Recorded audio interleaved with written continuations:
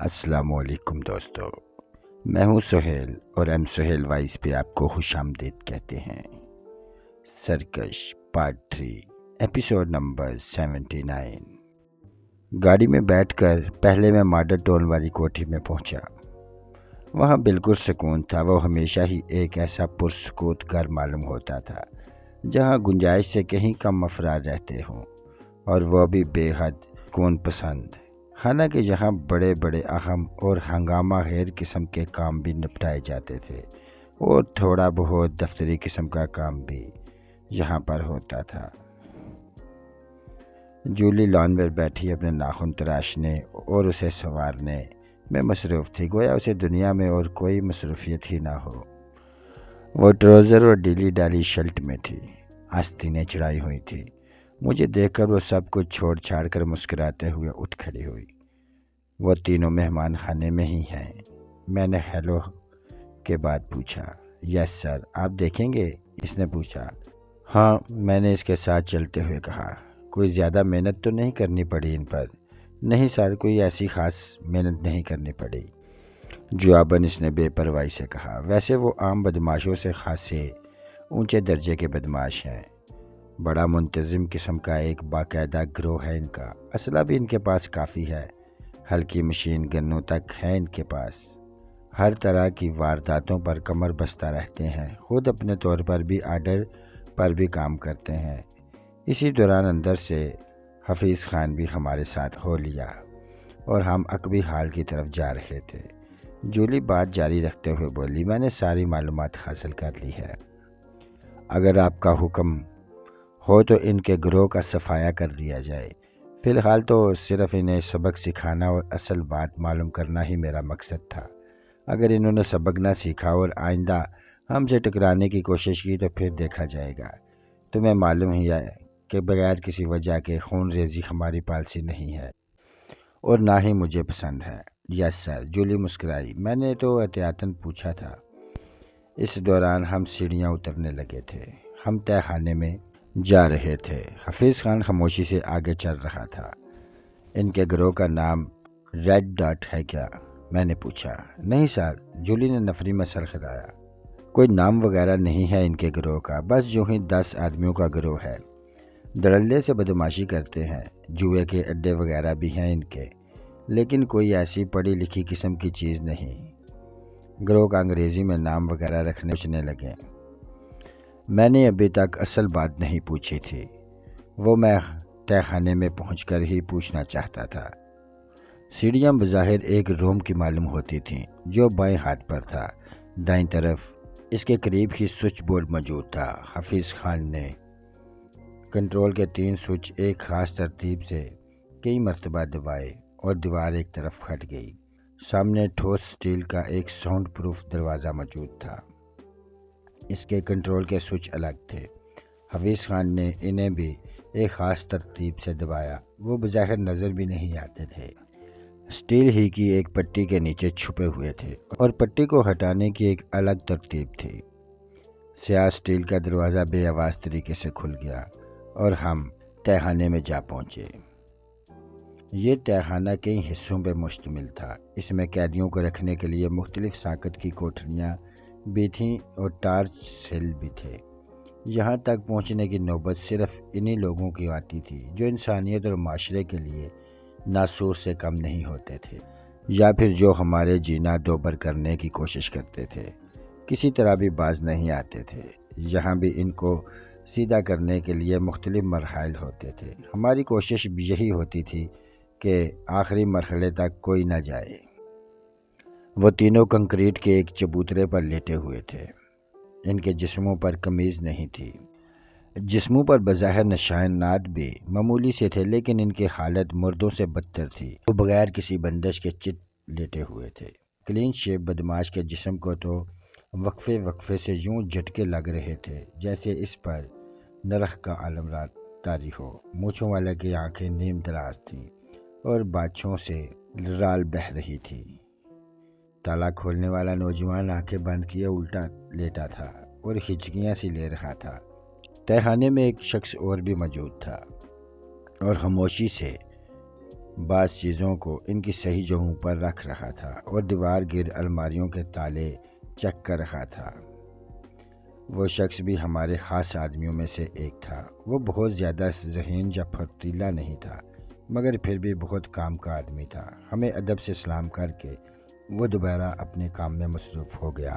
وہ تقریباً 6.5 فٹ کا ایک سیاہ فارم آدمی تھا، لیکن اس کے موٹے موٹے ہونٹ قدرتی طور پر خون کی طرح سرخ معلوم ہوتے تھے۔ اس کا جسم سانڈ سے زیادہ مضبوط تھا۔ اعلیٰ بذرت جسم پر ایک خاص تیل کی مالش کر کے وہ جب باغیچے میں درختوں کے درمیان کسرت کرتا تھا تو اس کے جسم پر مچھلیاں اس طرح تڑپتی تھیں جس طرح سچ مچ کی مچھلیاں پانی میں مچلتی ہیں۔ وہ ہاتھوں سے لوہے کی موٹی موٹی سلاخیں موڑ دیتا تھا اور ٹھوس دیواروں پر ٹکرے مارنے سے بھی اس کے تربوز نما سر کا کچھ نہیں بگڑتا تھا۔ موسم ہوا کچھ بھی ہوتا، وہ ہمیشہ نکر بنیان میں ہی نظر آتا۔ وہ اس تہہ خانے کا انچارج تھا اور حفیظ خان کا ماتحت تھا۔ جولی نے مونچھوں والے بدماش کے بال پکڑ کر اسے بٹھایا، مگر وہ ادھر ادھر کو جھولنے لگا۔ جولی کے اشارے پر اس شخص نے اس کے منہ پر ٹھنڈے پانی کے چھاٹے مارے اور کچھ پانی اسے پلایا بھی۔ تب وہ ذرا بیٹھنے کے قابل ہوا، لیکن اس کی گردن اب بھی گویا ڈھلکی جا رہی تھی۔ کیا نام ہے تمہارا؟ جولی نے اس کے بالوں کو ہلکا سا جھٹکا دے کر پوچھا۔ محمد طارق، اس نے سرگوشی نما آواز میں لیکن بغیر کسی ہل و حجت کے فوراً جواب دیا۔ اس کا انداز کچھ ایسا ہی تھا جیسے اسے فوری جواب دینے کے لیے سدھارا گیا ہے۔ تمہیں کس نے بھیجا تھا اور کیوں بھیجا تھا؟ جولی نے مزید پوچھا۔ قیصر ملک نے، سیٹھ صاحب کو قتل کرنے کے لیے۔ اس نے چڑی چڑی سی آنکھوں سے میری طرف دیکھا۔ کتنی رقم دی تھی؟ جولی گویا کسی بچے سے اس کا سبق سن رہی ہو۔ 5 لاکھ جی۔ کام مشکل تھا، ہم نے ساری رقم ایڈوانس لی تھی۔ اس کی آواز سرگوشی سے ہی مشبہ تھی۔ تم نے بہت کم رقم پر حامی بھری تھی۔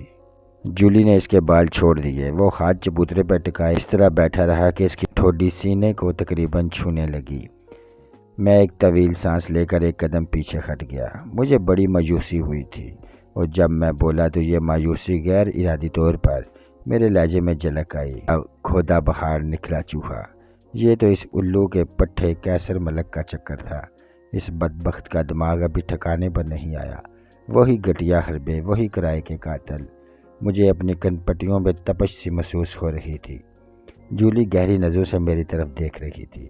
میں نے اپنی بیزاری کو کنٹرول کرنے اور مسکرانے کی کوشش کرتے ہوئے کہا، معلوم ہوتا ہے ملک بھر کے جرائم پیشہ گروہوں سے اس لانتی کی شناسائی ہے اور وہ میرے قتل کے لیے یکبا دیگر سب کی خدمات حاصل کر کے رہے گا۔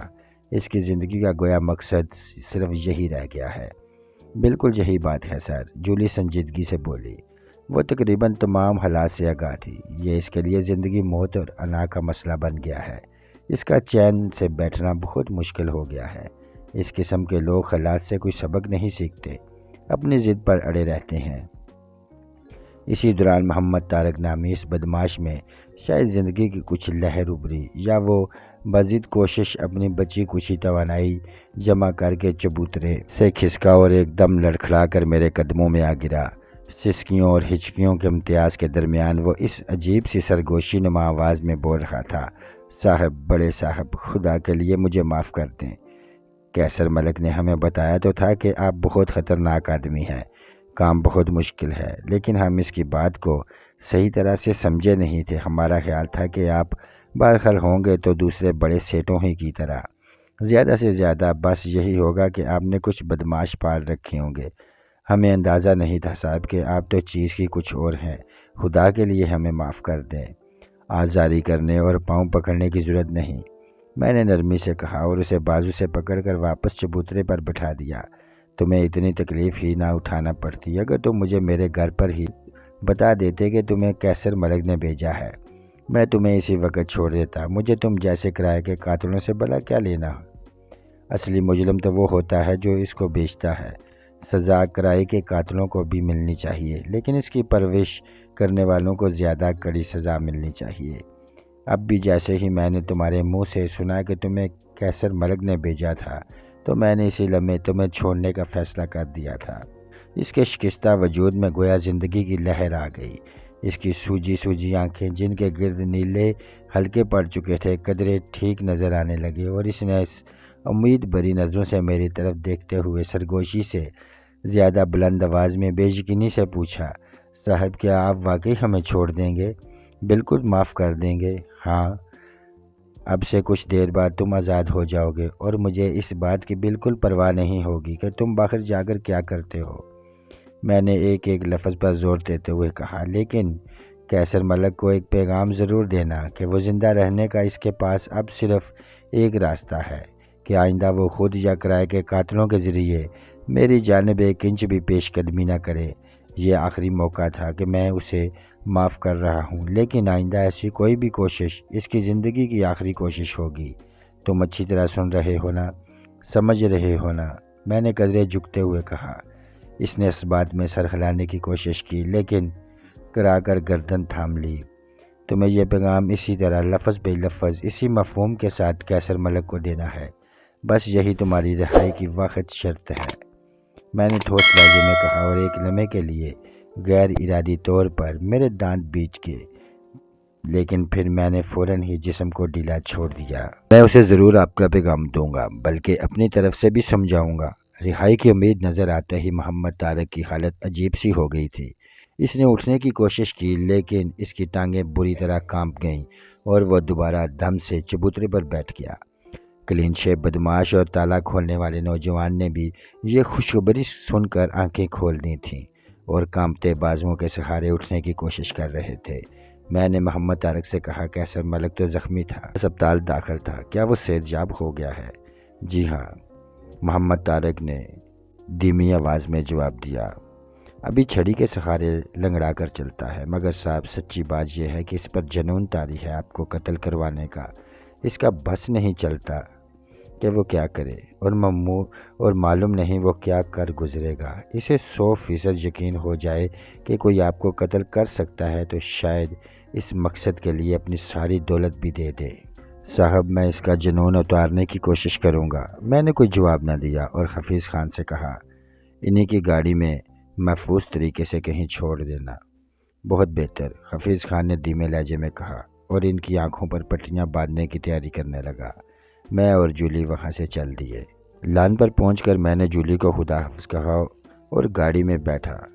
وہ دوبارہ لان چیئر پر بیٹھ کر سامنے تپائی پر رکھے ہوئے نیل کٹر وغیرہ کی طرف متوجہ ہو گئی۔ میں آفس پہنچا تو کیتھرین نے بتایا کہ محسن علی نامی نوجوان مجھ سے ملاقات کے انتظار میں بہت دیر سے بیٹھا ہوا ہے۔ صبح اس نے فون کر کے ٹائم لینے کی کوشش کی تھی، لیکن پھر خود ہی چلا آیا۔ وہ ویٹنگ روم میں بیٹھا ہوا تھا۔ ٹھیک ہے، چند منٹ بعد اسے میرے دفتر میں بھیج دو، میں نے ایک لمحے کی توقع سے کہا اور اندر جا بیٹھا۔ چند لمحے بعد محسن علی کو میرے پاس بھیج دیا گیا۔ وہ یقیناً امیدوں کے ساتھ تیار ہو کر مجھ سے ملنے آیا تھا۔ معمولی مگر صاف ستھرے کپڑوں کو اس نے یقیناً بڑی محنت سے استری کیا تھا۔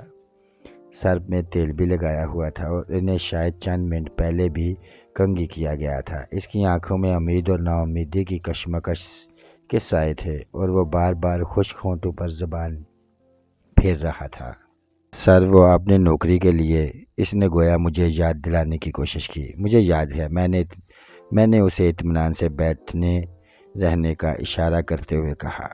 چند ضروری خطوط پر سرسری نظر ڈالنے کے بعد میں نے فائل ایک طرف کھسکائی اور انٹرکام پر اسے اپنے مینیجر سے رابطہ قائم کیا۔ مجھے یاد پڑتا ہے کہ چند دن پہلے آپ ذکر کر رہے تھے کہ ہمیں کارگو سپروائزر کی اسامی کے لیے ایک ایماندار نوجوان کی ضرورت ہے۔ میں نے کہا، جی ہاں، مینیجر بولا، کارگو میں تمام تر احتیاطوں کے باوجود ہیرا پھیری کا اندیشہ رہتا ہے۔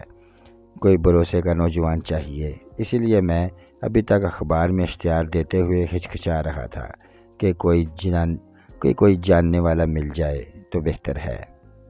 میں ایک نوجوان کو آپ کے پاس بھیج رہا ہوں، فی الحال اسے آزمائشی بنیادوں پر رکھ لیجئے گا، بعد میں مستقل کر لیجئے گا۔ میں نے کہا۔ انٹرکام کا ریسیور رکھ کر میں نے محسن علی کی طرف متوجہ ہوتے ہوئے کہا، نوکری بھی تمہیں ایسی دی جا رہی ہے جس میں اولین شرط صرف دیانتداری ہے۔ اس کے ساتھ ساتھ میں تمہیں ایک کام اور ایسے سونپ رہا ہوں جن میں دیانتداری کی اشد ضرورت ہوگی۔ میرے کسی بھی کاروبار، کسی بھی پروجیکٹ سے وابستہ ہونے والے وہ لوگ بہت ترقی کرتے ہیں جو بنیادی طور پر ایماندار اور میرے ساتھ مخلص ہوتے ہیں۔ سر، آپ مجھے ضرور آزمائیں۔ قبل از وقت میں کوئی دعویٰ کرنا نہیں چاہتا، وہ دبے دبے جوش کے ساتھ بولا۔ دعویٰ کرنے والے لوگ مجھے متاثر بھی نہیں کرتے۔ میں نے کہا، نوکری میں تمہیں جو کچھ کرنا ہوگا وہ تو تمہیں مینیجر صاحب سمجھا دیں گے۔ میں تمہارے ذمے جو 2 کام لگا رہا ہوں وہ یہ ہیں کہ تمہیں اپنی ہی بلڈنگ کے 2 خواتینوں کی مدد نہایت رازداری اور نہایت خلوص سے کرنی ہے۔ ایک تو تمہیں شکیلہ بیگم کو کسی ایسے پرائیویٹ ہسپتال میں داخل کرانا ہے جہاں ان کی نشوں کی عادت چھوٹے اور دوسری علاج کیا جا سکے۔ صحت یابی کے بعد بھی اسے جس حد تک مدد کی ضرورت ہوگی وہ تم فراہم کرو گے۔ وہ اپنے زمانے کی بہت اچھی اداکارہ تھی اور اس سے قطعی نظر میں نے سنا ہے کہ وہ بہت نیک دل عورت تھی۔ اپنے خرچ پر اس نے کئی غریب لڑکیوں کی شادیاں کرائیں اور کئی بیوہ عورتوں کو مستقل مدد کرتی تھی۔ معلوم نہیں آسمان اس پر کیوں اتنا نامہربان ہو گیا کہ آج وہ اس حال میں ہے۔ ممکن ہے اسے کسی کی محبت نے برباد کیا ہو یا پھر اس کی اپنی ہی ذرات کے کسی خلل نے۔ بہرحال ہمیں اس سے کوئی غرض نہیں۔ ہماری غرض صرف اتنی ہونی چاہیے کہ وہ دوبارہ اپنے پیروں پر کھڑی ہو جائے اور معاشرے کی ایک کارآمد رکن بن جائے۔ کیا تم نوکری کے علاوہ اپنے فاضل وقت میں یہ کام کر لو گے؟ کیوں نہیں سر، وہ بلا تامل بولا۔ یہ کوئی ایسا مشکل کام تو نہیں۔ مجھے تو خود بہت شوق رہا ہے دوسروں کے کام آنے کا، کسی کے لیے کچھ کرنے کا۔ جذبہ خدمت بہت تھا مجھ میں، لیکن افسوس کہ قدرت نے مجھے اس قابل ہی نہیں بنایا۔ ہوش سنبھالنے کے بعد سے میں تو خود دوسروں کی مدد کا محتاج رہا۔ اس کے لہجے میں افسوس تھا مگر احساس محرومی کی جھلک نہیں تھی۔ اس افسوس کو دل سے نکال دو۔ ابھی تمہاری عمر ہی کیا ہے، قدرت کو نہ جانے کیا منظور ہے۔ میں نے کہا، دوسری عورت جس کا میں ذکر کرنا چاہ رہا تھا وہ تمہاری بلڈنگ کی 3ری منزل پر رہنے والی ایکسٹرا گرل ملکہ ہے، جانتے ہو اسے؟ جی ہاں، اچھی طرح۔ آج کل اس بیچاری کا بچہ بہت بیمار ہے، وہ جلدی سے بولا۔ ہاں وہی، میں نے اطمینان سے کہا۔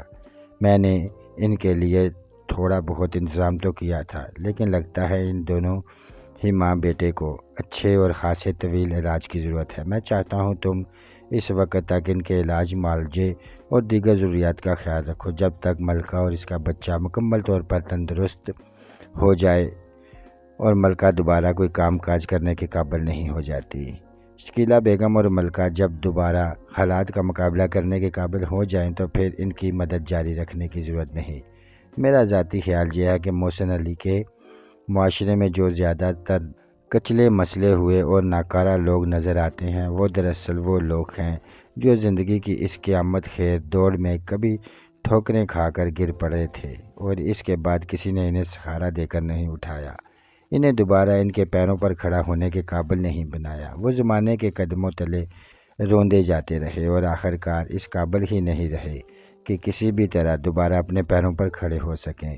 اسی دوران اگر ان میں سے کسی خوش نصیب کی مدد بھی کی گئی تو وہ بس اس طرح تھی جیسے بھوک اور پیاس سے مرتے ہوئے کسی انسان کے حلق میں محض پانی کے 2-4 قطرے ٹپکا دیے جائیں اور روٹی کا ایک آدھا لقمہ منہ میں ڈال دیا جائے۔ اس مدد کا کوئی خاص فائدہ نہیں، لیکن جذبہ بہرحال اس کے پیچھے بھی نیک ہو تو اس کو بھی سراہنا ہی چاہیے۔ بہرحال میری نظر میں زیادہ بہتر طریقہ یہ ہے کہ ایک بار کسی کو سہارا دینے کے لیے اس کا ہاتھ تھاما جائے تو اسے دوبارہ زمانے کی بے رحم دوڑ میں حصہ لینے کے قابل بنانے کی کوشش کی جائے، اسے ہمیشہ مدد کا محتاج نہ رکھا جائے۔ تم میرا مطلب سمجھ رہے ہو نا؟ وہ باغور میری طرف دیکھ رہا تھا، یکدم گویا چونک کر بولا، بہت اچھی طرح سر۔ امدادی کاموں کے سلسلے میں تم جس وقت بھی چاہو براہ راست انٹرکام پر یا فون پر مجھ سے بات کر سکتے ہو۔ میں اس وقت کیشیئر سے کہہ دیا کروں گا اور وہ تمہیں مطلوبہ رقم دے دیا کرے گا۔ ان کاموں کے لیے میرا ایک الگ چھوٹا سا نظام کام کر رہا ہے۔ دفتری کاموں کے سلسلے میں آئندہ تمہارا رابطہ زیادہ تر دوسرے لوگوں سے رہے گا۔ امید ہے تنہا اور دیگر معاملات تمہارے لیے قابل قبول ہوں گے۔ سر، میری قبولیت کی آپ کیا پوچھتے ہیں؟ وہ ہاتھوں کی انگلیاں ایک دوسرے میں پھنساتے ہوئے ذرا مسکرایا۔ میں تو کچھ دنوں سے چپراسی کے طور پر بھی کام کرنے کے لیے تیار تھا، ایک دو جگہ اس اسامی کے لیے انٹرویو دینے بھی جا پہنچا، مگر انہوں نے معذرت کر لی کہ یہ BA کی ڈگری کی توہین ہوگی۔ عجیب ستم ظرفی تھی، ایک طرف تو وہ مجھے ڈگری کے مطابق بھی کوئی نوکری نہیں دے سکتے تھے، اور دوسری طرف اگر میں اپنی تعلیمی سطح سے نیچے آ کر کوئی کام کرنا چاہتا تو وہ بھی نہیں کرنے دیتے تھے۔ آئندہ کے لیے میرا ارادہ یہ تھا کہ اگر چپراسی کی اسامی کے لیے درخواست دوں تو اس میں اپنی تعلیم صرف میٹرک بتاؤں۔ بہرحال میں نے گھڑی دیکھتے ہوئے کہا، یہ مت بھولنا کہ فی الحال تمہیں آزمائشی بنیاد پر رکھا جا رہا ہے۔ مجھے جب تک بھی یہاں رہنا نصیب ہوا میں اپنے آپ کو آزمائشی بنیادوں پر ہی ملازم سمجھوں گا سر۔ وہ اٹھتے ہوئے بولا اور اجازت پا کر رخصت ہو گیا۔ میں اسے آزمانے سے پہلے ہی اس کی طرف سے مطمئن تھا۔ میں لوگوں کی آنکھوں میں ایمانداری، وفا اور خلوص کی جو گمشدہ خزانے تلاش کیا کرتا تھا، محسن علی کی آنکھوں میں مجھے ان کی جھلک نظر آتی تھی۔ خزانے عموماً خزانوں ہی میں ملتے ہیں، خوبصورتیاں عموماً کھنڈر ہی میں مدفن ہوتی ہیں۔ اس کے جانے کے بعد میں نے اپنی ترجیحات پر غور کیا۔ سر فہرست مجھے ہنی کے اغوا کا معاملہ اہم نظر آیا۔ شریف سیال نجی سطح کا پولیس افسر تھا اور اس کی جان بہت جمیلوں میں پھنسی ہوئی تھی۔ تفتیش تو گو کہ ہر حال میں اسی تھانے کو کرنی تھی، لیکن میں آخرکار اس نتیجے پر پہنچا کہ اگر ذرا اوپر سے تھوڑا سا دباؤ ڈال دیا جائے تو بہتر رہے گا۔ مجھے اپنے طور پر تو کوشش کرنی ہی تھی، لیکن پولیس بہرحال اپنی جگہ ایک محکمہ تھی۔ اس کے لیے اپنے انداز، طور طریقے اور وسائل تھے۔ اگر وہ بھی اس سلسلے میں تھوڑے سے سرگرم رہتے تو کوئی حرج نہیں تھا۔ SP جہاں زیب میرا دوست تھا، میں نے فون پر اس سے رابطہ قائم کر کے تفصیلی بات کی۔ اس نے وعدہ کیا کہ وہ فوری طور پر متعلقہ لوگوں کو تیزی سے حرکت میں آنے کی ہدایت جاری کرے گا۔ اس سے خاصی طویل گفتگو رہی، گپ شپ بھی ہوتی رہی۔ آخرکار میں نے اس کا شکریہ ادا کر کے فون بند کر دیا اور دوسرے کاموں کی طرف متوجہ ہوا۔ میرا ارادہ تھا کہ اگر جہاں زیب کے کہنے سے بھی تفتیش کی رفتار کچھ تسلی بخش نظر نہ آئی تو پھر میں DIG صاحب سے بھی کہلواؤں گا۔ دفتر کے کاموں میں الجھ کر مجھے مزید 2 گھنٹے گزر گئے۔ اسی دوران ضروری ٹیلی فون کالز بھی آتی رہیں۔ دفتر کے سب لوگ کھانے کا وقفہ کرنے کے بعد واپس بھی آ گئے، لیکن میں کھانے کے لیے بھی نہیں اٹھا۔ آخرکار گھڑی دیکھنے کے بعد میں کچھ دیر کے لیے اٹھنے کا ارادہ ہی کر رہا تھا کہ کیتھرین نے بتایا، ایک صاحب مجھ سے بات کرنے کے لیے بہت اصرار کر رہے ہیں مگر اپنا نام نہیں بتا رہے۔ ان کا کہنا تھا کہ نام وہ صرف مجھے ہی بتائیں گے۔ اس انداز میں فون کرنے والوں کو کیتھرین ٹال دیتی تھی۔ انہیں بھی ایک مرتبہ ٹال چکی تھی، لیکن انہوں نے فوراً ہی دوبارہ فون کیا تھا اور بہت منت سماجت کر رہے تھے۔ ٹھیک ہے، بات کرواؤ، میں نے ایک لمحے سوچنے کے بعد کہا اور فون کا ریسیور اٹھایا۔ دوسری طرف سے جس ٹھہری سی آواز نے سلام کیا وہ میرے لیے اجنبی تھی۔ پھر اس نے جس انداز سے میری خیر و عافیت دریافت کی، اس سے یوں لگا جیسے وہ میرا کوئی غائبانہ جاننے والا ہو۔ بہرحال اس لہجے میں سادگی اور شرافت کی جھلک تھی۔ چودھری صاحب، میں آپ سے ملنے کی حسرت لے کر کچھ دیر پہلے ہی گجرانوالہ سے یہاں پہنچا ہوں۔ میں آپ جیسا بڑا آدمی تو نہیں، لیکن بہرحال ایک کاروباری آدمی ہوں۔ پھر اس نے ایک شناسا برانڈ نام بتاتے ہوئے کہا، اس نام کے پنکھوں کا کارخانہ ہے میرے بیٹوں کے بھی الگ الگ چھوٹے موٹے کارخانے ہیں۔ اللہ کا کرم ہے، اچھے آسودہ حال لوگوں میں شمار ہوتا ہے، لیکن مجھے آپ سے کاروباری نہیں اخلاقی مدد درکار ہے۔ مجھے معلوم ہے کہ مجھے آپ کا قیمتی وقت خراب کرنے کا کوئی حق حاصل نہیں، لیکن میں بس ایک چھوٹی سی امید کے سہارے چلا آیا ہوں۔ شریف سیال نے آپ کے متعلق جو کچھ کہا اور یہاں کے کاروباری حلقوں سے میں نے جو تھوڑی بہت معلومات حاصل کی، اس سے اندازہ ہوتا ہے کہ آپ جتنے بڑے آدمی ہیں اتنے ہی بڑے دل کے بھی مالک ہیں، اور دل بھی ایسا جس میں دوسروں کے لیے درد مندی پائی جاتی ہے۔ کیا میں امید رکھوں کہ آپ میری مدد کے لیے وقت نکالیں گے؟ میں ہوٹل میں ٹھہرا ہوا ہوں۔ اگر آپ مجھے یہاں ملاقات کا اعزاز بخشنا چاہیں تو یہاں تشریف لے آئیں۔ مجھے اجازت دیں میں آپ کی خدمت میں حاضر ہو جاؤں۔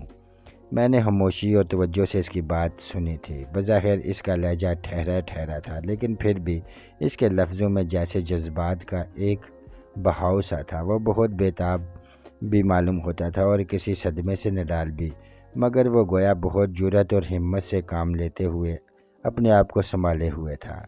لیکن آپ کو کس سلسلے میں میری مدد کی ضرورت آن پڑی؟ میں نے قدر خیرت سے پوچھا۔ نشا کے قتل کے سلسلے میں، اس نے نہایت دھیمی آواز میں جواب دیا۔ ان لفظوں کے عقب میں گویا سسکیاں مچل رہی تھیں۔ اچھا، تو آپ ہی نے غالباً آج صبح شریف سیال کو بھی فون کیا تھا؟ میں نے گہری سانس لے کر کہا۔ جی ہاں، اس نے بلا تعمل کہا۔ اسے میں نے گجرانوالہ سے فون کیا تھا۔ اس نے جب آپ کے بارے میں بتایا تو مجھے امید کی ایک کرن نظر آئی۔ میں فوراً گاڑی نکال کر گجرانوالہ سے چل پڑا۔ پہلے میرے ذہن میں شک بھی تھا کہ آخر آپ نشا کے قتل کے بارے میں دلچسپی کیوں لے رہے ہیں، لیکن پھر میں نے معلومات کی اور آپ کے بارے میں اطمینان ہو گیا کہ آپ کی دلچسپی بے مطلب ہے اور کسی نے نشا کو آپ کے پاس مدد مانگنے کے لیے ہی بھیجا تھا۔ مگر اس سے پہلے ہی اس کی آواز ایک لمحے کے لیے تھم گئی، مگر پھر اس نے گویا خود کو سنبھالا۔ مجھے معلوم ہوا ہے کہ آپ کے لیے بالکل اجنبی تھی، مگر آپ کو اس کی دردناک موت کا افسوس ہوا۔ اس دکھ کے ناطے کیا آپ میری مدد کریں گے؟ مگر آپ کی اس معاملے میں دلچسپی کی بنیاد کیا ہے؟ کیا صرف ہمدردی؟ میں نے نرمی سے پوچھا۔ یہ میں آپ کو فون پر نہیں بتا سکتا۔ میں آپ سے ملاقات کے لیے بےتاب ہوں۔ میں نے ایک لمحہ سوچ کر کہا، میں ہی آپ کے پاس آ جاتا ہوں، لیکن آدھے گھنٹے بعد۔ آپ مجھے اپنا نام اور کمرہ نمبر بتا دیجئے۔ اس عزت افزائی کے لیے میں تا زندگی آپ کا شکر گزار رہوں گا۔ اس کے لہجے میں حقیقی ممنونیت تھی۔ میرا نام وحید ہے۔ پھر اس نے اپنا کمرہ نمبر بھی بتا دیا۔ میں نے سلسلہ ختم کر دیا۔ آدھے گھنٹے بعد جب میں ہوٹل ہی میں کھانا وغیرہ کھا کر مطلوبہ کمرے تک پہنچا تو وحید صاحب مجھے کمرے کے دروازے پر ہی کھڑے ملے۔ شاید وہ خاصی دیر پہلے ہی باہر آ کر کھڑے ہو گئے تھے اور بار بار گھڑی دیکھ رہے تھے۔ وہ گہرے رنگ کے ڈھیلے ڈالے سے سوٹ میں تھے، قدرے شریف آدمی تھے اور بڑھاپے کی حدود میں قدم رکھ چکے تھے۔ جوانی میں وہ ہاتھ سے خوبصورت رہے ہوں گے، لیکن اس وقت وہ شکستہ دل نظر آ رہے تھے۔ میں ان کے قریب پہنچا تو انہوں نے اندازے سے مجھے پہچان لیا اور خود ہی آگے بڑھ کر گرم جوشی سے مصافحہ کرتے ہوئے بولے، چودھری صاحب، آپ نے یہاں آ کر مجھے بڑی عزت دی ہے اور میرے دل کو بڑا حوصلہ بخشا ہے۔ انہوں نے میرے لیے کمرے کا دروازہ کھولا اور اندر پہنچ کر بولے، میں کس منہ سے آپ کا شکر ادا کروں؟ میں نے ان کی آنکھوں میں جھانکتے ہوئے کہا، رسمی باتوں کو رہنے دیجئے وحید صاحب، کام کی بات کیجئے۔ نشا آپ کی بیٹی تھی؟ ان کی آنکھیں بلوری تھیں۔ نشا کی آنکھوں کا رنگ بھی ایسا ہی تھا، لیکن میں نے انہیں ڈرونے انداز میں حلقوں سے نکلے ہوئے دیکھا تھا۔ وحید صاحب کی آنکھوں میں نمی چھلک آئی۔ ایک لمحے وہ بالکل خاموش رہے۔ کمرے میں بوجھل سا سکوت چھا گیا۔ آپ ٹھیک سمجھے؟ آخر کار وہ بری ہوئی آواز میں بولے اور ٹیشو پیپر سے آنکھیں خشک کرنے لگے۔ وہ میری سب سے چھوٹی اولاد تھی، اکلوتی بیٹی، ضدی، خود سر اور لاڈلی، دھن کی پکی۔ ہم دونوں ابھی کھڑے ہی تھے، میرا بیٹھنے کو دل بھی نہیں چاہ رہا تھا۔ انہوں نے بھیگی بھیگی آنکھوں سے میری طرف دیکھا، پھر ان کی آواز گویا بہت دور سے آنے لگی، ہم کاروباری لوگ ہیں، ہمارے گھرانے میں تعلیم زیادہ نہیں ہے، لڑکے وجیز سی تعلیم حاصل کر کے کاروبار میں لگ جاتے ہیں، لیکن رشکندہ کو تعلیم دلوانے کا بڑا ارادہ تھا۔ نشا کا اصل نام رشکندہ تھا۔ مجھے بہت بعد میں پتہ چلا تھا کہ لاہور آ کر اس نے اپنا نام نشا رکھ لیا تھا، پہچانی جانا نہیں چاہتی تھی۔ انہوں نے مجھے صوفے پر بیٹھنے کا اشارہ کیا، لیکن میں کمرے میں ٹہلنے لگا۔ آخر کار وہ خود تھکے تھکے انداز میں ایک صوفے پر ڈیر ہو گئے اور ایک لمحے کی خاموشی کے بعد بولے، وہ اس وقت صرف انٹر کی طالبہ تھی جب اس پر فلمی ہیروئن بننے کا جنون سوار ہوا۔ ہمارے گھرانے اور ہمارے خاندان میں کئی نسلوں سے دولت ہونے کے باوجود ہم لوگ زیادہ آزاد خیال نہیں ہیں۔ روایتوں کی پابندی ہے ہمارے ہاں، کسی حد تک قدامت پسند بھی کہہ سکتے ہیں، لیکن رخشندہ کے معاملے میں ہم نے کبھی زیادہ قدامت پسندی کا مظاہرہ نہیں کیا۔ ہم دیکھتے تھے کہ وہ فلمیں رسالے شوق سے پڑھتی تھی، اداکاروں وغیرہ میں پیش ہوتی تھی، آئینے کے سامنے ایکٹنگ کرتی تھی۔ ایک بار اس کا بھائی لندن سے ویڈیو کیمرہ لایا تو اس نے باقاعدہ خود اسکرپٹ لکھ کر تنہا اداکاری کر کے ایک لڑکی کی مدد سے اپنی 20-50 منٹ کی ایک فلم بھی تیار کی، جس پر ہم سب نے اس کا خوب مذاق اڑایا اور اس نے وہ کہیں چھپا کر رکھ دی یا شاید ضائع کر دی۔ ان سب چیزوں کو ہم نے کبھی زیادہ اہمیت نہیں دی۔ ہمارا خیال تھا کہ یہ بچگانہ شوق ہیں، وقت کے ساتھ ساتھ خود ہی ختم ہو جائیں گے۔ بے شمار لڑکیوں کو ہوتے ہیں یہ شوق، لیکن وقت کے ساتھ ساتھ ٹھنڈے پڑ جاتے ہیں۔ وہ ایک بار پھر ایک لمحے کے لیے خاموش ہو گئے۔ ان کا سر جھک گیا اور لہجہ خود کلامی کا سا ہو گیا۔ انٹر کے بعد ہم اسے پڑھانے کے لیے گوجرانوالہ کے بجائے لاہور بھیجنا چاہتے تھے۔ اس موقع پر اس نے اعلان کر دیا کہ پڑھنے کے ساتھ ساتھ وہ لاہور میں فلموں میں بھی کام حاصل کرنے کی کوشش کرے گی۔ اس کا انداز فیصلہ کن تھا اور اس کے لہجے میں غیر متوازن عزم کی جھلک تھی۔ ہم نے محسوس کیا کہ اب سختی اختیار کرنے کا وقت آ گیا ہے۔ اب ہمیں اس کے سر سے یہ بوجھ اتارنا پڑے گا۔ چنانچہ ہم نے سختی اختیار کی۔ اسے لاہور بھیجنا تو درکنار، ہم نے اسے گوجرانوالہ کے کالج سے بھی اٹھوا لیا۔ ہم نے سوچ لیا تھا کہ اگر اسے مزید پڑھنا ہی ہوا تو پرائیویٹ پڑھائیں گے۔ اس پر دوسری پابندیاں بھی لگائیں، کافی سختی کی۔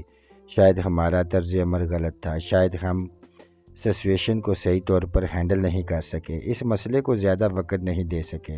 ہم سب مصروف بھی بہت رہتے تھے، کسی کے پاس زیادہ وقت نہیں تھا۔ بیوی میری تقریباً 10 سال پہلے اللہ کو پیاری ہو چکی ہے۔ ایک نیا ٹیشو پیپر لے کر انہوں نے ایک بار پھر آنکھیں خشک کیں۔ ہم نے دن بہ دن سختیاں بڑھائیں اور اس کے دل میں دن بہ دن بغاوت طاقتور ہوتی گئی۔ ہم نے اس کے لیے ہر راہ بند کر دی، لیکن اس نے آخری راہ اختیار کر لی اور ایک رات گھر سے فرار ہو گئی۔ انہوں نے ایک سسکی سی لی اور ان کی آواز پہلے سے بھی مدھم ہو گئی۔ بہت عزت دار لوگوں میں ہمارا شمار ہوتا ہے۔ ہم نے اس کے فرار کی خبر کو گھر سے باہر نہیں پہنچا دیا۔ پہلے مشہور کر دیا کہ ہم نے اسے پڑھنے کے لیے لندن بھیج دیا ہے۔ ہم نے اسے تلاش کرنے کی کبھی کوئی کوشش نہیں کی۔ ہمیں صدمہ بھی بہت تھا اور غصہ بھی، بلکہ کافی عرصہ تو ہم پر نفرت غالب رہی۔ وہ گھر سے معمولی سی رقم کے علاوہ کچھ بھی لے کر نہیں گئی تھی۔ اپنی سونے کی چوڑیاں وغیرہ تک اتار کر رکھ گئی تھی، حتیٰ کہ اپنی شناخت بھی گھر پر ہی چھوڑ گئی تھی۔ وہ کوئی ایسا کاغذ پرزہ تک ساتھ لے کر نہیں گئی تھی جس سے ہمارے ساتھ اس کے تعلق کا کوئی حوالہ بنتا۔ ایک بہت طویل جذباتی خط چھوڑ کر گئی تھی کہ اگر اس کے شوق کی وجہ سے ہمارے ناموں کو خطرہ لاحق ہے تو وہ ہماری خوشنودی کی خاطر اپنے آپ کو ہم سے لا تعلق کر رہی ہے۔ اسے کسی شناخت کے سہارے کی ضرورت نہیں، اور ایک روز وہ اتنا نام کمائے گی کہ ہم خود اس سے تعلق جوڑنے کے لیے دوڑے آئیں گے اور اس سے ناطہ ظاہر کرنے میں فخر محسوس کریں گے، وغیرہ وغیرہ۔ بس اسی قسم کی بہت سی بچگانہ اور جذباتی باتیں۔ ایک لمحے کی خاموشی کے بعد انہوں نے سلسلہ کلام جوڑا۔ ایک طویل عرصے بعد اس کے بارے میں جو پہلی خبر ہماری نظر میں گزری وہ اس کے قتل کی خبر تھی، اور ہم نے اس کے متعلق جو کچھ بھی معلومات حاصل کی وہ آج ہی کی ہیں۔ اب بھی ہم نے سب سے پہلے تو اس بات پر شکر ادا کیا کہ کسی نے اس کو ہماری بیٹی کی حیثیت سے نہیں پہچانا۔ بہت خود غرض، بہت سنگ دل ہیں ہم، لیکن اتنا ضرور ہے کہ میں نے اس کی یاد میں بہت سی راتیں کروٹیں بدل کے گزاری ہیں۔ ہم نے اپنے جذبوں پر غم و غصے کا آتش خول پہن لیا ہے، لیکن اس رشتے کی کونپلیں تو ہر حال میں کھڑی رہتی ہیں نا۔ تو دوستو آج کی ویڈیو میں بس اتنا ہی، ملتے ہیں انشاءاللہ نیکسٹ ایپیسوڈ میں۔ اپنا خیال رکھیے گا، اللہ حافظ۔